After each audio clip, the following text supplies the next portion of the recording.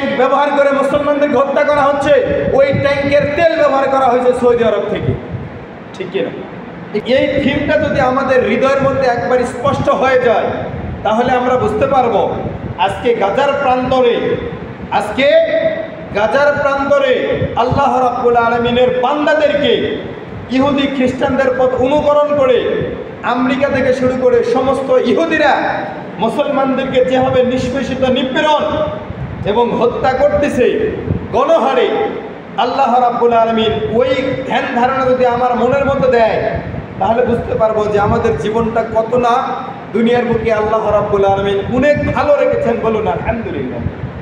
সম্মানিত হাজরিন, এমনই কিছু ভিডিওতে দেখা যাচ্ছে যে বাবাকে হত্যা করে, মাকে হত্যা করে সেখান থেকে সন্তানটাকে ছিনিয়ে নিয়ে আসা হচ্ছে, আর এমনভাবে ছিনিয়ে নিয়ে আসা হচ্ছে, আনার পরে জীবন্ত মানুষের হাতের আঙ্গুলগুলোকে করাত দিয়ে, দা দিয়ে, হাসা দিয়ে, বটি দিয়ে একবারে আলাদা করে দেওয়া হচ্ছে। এর চেয়ে বড় কষ্ট পৃথিবীতে আর কিছু আছে? আবার এমনও কৃষ্টি কালচারগুলো আছে, সন্তানদের সামনে নারীদেরকে ইজ্জতহারা করা হচ্ছে, বাবা মাদেরকে এমনভাবে নিষ্পেষিত, নির্যাতন করা হচ্ছে, যেটা সারা পৃথিবী জানার পরেও আজকে মুসলমানদের মরণরা নিয়োজিত রেখেছে নিচেকে। তারা মনে করতেছে তাদের অপরাধ হচ্ছে, যার কারণে তাদেরকে শাস্তি দেওয়া হচ্ছে। আমরা তো নিরাপদ আছি, আমাদের অবস্থান কোথায়, আমাদের কোনো টেনশন নাই। কিন্তু বাস্তব হলো সত্য, আল মুসলিম ও আখুল মুসলিম, একজন মুসলমান আরেকজন মুসলমানের আয়না স্বরূপ, একজন মুসলমান আরেকজন মুসলমানের ভাই। একটা মুসলমানিত্ব হলো একটা অঙ্গের সমান। যেমন আমার হাতের আঙ্গুলে যদি আঘাত লাগে, যেমন মাথা মস্তিষ্ক বুঝতে পারে, আমার পায়ের বৃদ্ধাঙ্গুলে যদি আঘাত লাগে, আমার মাথা মস্তিষ্ক বুঝতে পারে।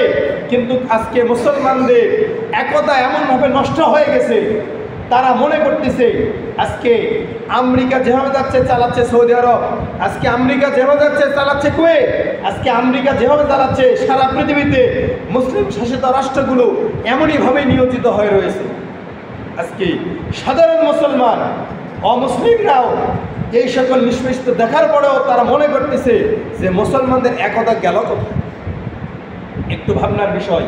সম্মানিত হাজরিন, যেই ট্যাঙ্ক ব্যবহার করে মুসলমানদেরকে হত্যা করা হচ্ছে, ওই ট্যাঙ্কের তেল ব্যবহার করা হয়েছে সৌদি আরব থেকে। ঠিক কিনা?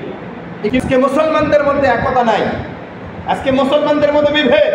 আজকে মুসলমানদেরকে একতা করার জন্য মুসলিম কান্ট্রি শাসিত রাষ্ট্রগুলো যদি একটু একত্র হতো, তাহলে আশা করা যায় প্যালেস্টাইন কিছু না কিছু সমাধান আমাদের দিকে আসতো। আজকে আমাদের সন্তানগুলোকে, আজকে আমাদের দাড়িওয়ালা, টুপিওয়ালা, জুব্বাওয়ালা ব্যক্তিদেরকে তারা এমনভাবে পুঞ্জীভূত করে নিচ্ছে। বাংলাদেশের বুকে হিজবুল্লাহ নামে একটা সংগঠন তৈরি করেছে তারা আরও আগে, কিন্তু এর কৃষ্টি কালচারগুলো বর্তমানে প্রতিটা এলাকায়, প্রতিটা মহল্লায় তারা তাদের কার্যক্রম পরিচালনা করতেছে। এবং যে সকল ব্যক্তিরা সবেমাত্র 12 বছর, 14 বছর, 13 বছর, 18 বছর, 20 বছর, এই সকল ব্যক্তিদের টার্গেট করে করে তারা দাওয়াতি কাজ করতেছে এবং তাদেরকে বিভিন্নভাবে কৌশলে প্রকৌশলে বিভিন্নভাবে অর্থনৈতিক সহযোগিতা করে তাদের লেখাপড়ার খরচ, পরিবারের খরচ ইত্যাদি খরচগুলো তারা বহন করে এই সকল সন্তানদেরকে তাদেরকে ধাবিত করাচ্ছে।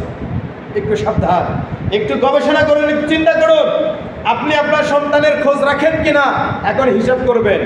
যেহেতু ওই দলটাকে, ওই সংগঠনটাকে বাংলাদেশ সংবিধানের বাইরে হওয়ার কারণে তাদেরকে তারা নিষিদ্ধ ঘোষণা করে দেওয়ার পরেও তারা মনে করতেছে বর্তমান আহলে সুন্নাত ওয়াল জামাত, বিশেষ করে হানাফি মাযহাবের মধ্যে যে কৃষ্টি কালচারগুলো চলে, এটা পুরাটাই বিধর্মীদের কৃষ্টি কালচার। অতএব আমরা রসুলের আদর্শ বাস্তবায়ন করার জন্য আমরা চেষ্টা করতেছি, অতএব তোমরা আসো আমাদের সাথে। এইভাবেই তারা আজকে সমাজের মধ্যে, দেশের মধ্যে, রাষ্ট্রের মধ্যে, গ্রামের মধ্যে, মহল্লার মধ্যে দাওয়াতি কাজের মেহনত তারা চলাই যাচ্ছে। অতএব আসুন, চোখ কান খোলা রাখুন।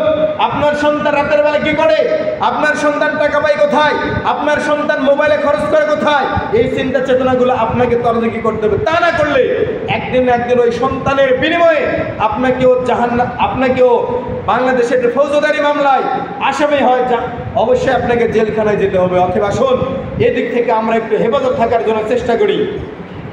এই কারণে এই সূরাতুল হজের প্রথমেই আল্লাহ রাব্বুল আলামিন কিয়ামতের ভয়াবহতা সুন্দরভাবে তুলে দিয়েছেন। দ্বিতীয়ত হলো ইব্রাহিম আলাইহিস সালাম এবং ইসমাইল আলাইহিস সালামের